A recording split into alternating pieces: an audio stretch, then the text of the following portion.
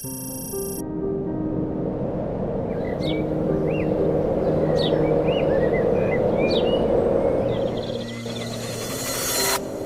পাড়ে দাঁড়িয়ে একটা জিনিস শিখলাম, জীবনটাও আসলে এমনই। বাইরে শান্ত, ভেতরে হাজারো ঢেউ। নদী যেমন বয়ে চলে, কারো অনুমতির অপেক্ষা করে না। আমরাও তো তেমনটাই, চলতে হয়, চাই বা না চাই। এই যে মাঝিরা, এরা বাঁচার লড়াই করে। তারা জানে যে জীবনে স্থায়ী কিছুই না। জাল ছিঁড়ে যায়, দিন যায়, শরীরও ক্লান্ত হয়, তবু তারা থামে না। কেন? কারণ তারা জানে আশা না থাকলে বাঁচা যায় না।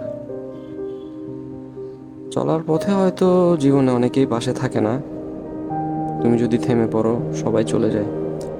তাই জীবন শিখিয়ে দেয়, সবাইকে নিয়ে জীবনে চলা যায় না। কখনো কখনো একা চলতে হয়, খুব একা। শেষ বিকেলের আলো যখন নদীর গায়ে গিয়ে পড়ে, তখন সবকিছু চুপ হয়ে যায়।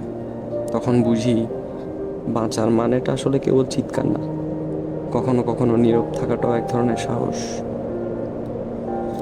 তুমি হয়তো ক্লান্ত, তুমি হয়তো ভাবছো আর কত, কিন্তু জানো, নদীও ক্লান্ত হয়, কিন্তু সে কখনো নিজের পথ বন্ধ করে না। তোমার জীবনের সব উত্তর হয়তো আজ নেই, তবু তুমি বাঁচো, তুমি হাঁটো, তুমি স্বপ্ন দেখো। এটাই অনেক বড় কথা। তুমি একা নও। এই ভিডিওটা দেখছো বলেই বুঝি তুমি এখন নিজের ভেতর কিছু খুঁজছো। ভালোবাসো নিজেকে, বাকিটা সময়ই ঠিক মতো করে দেবে।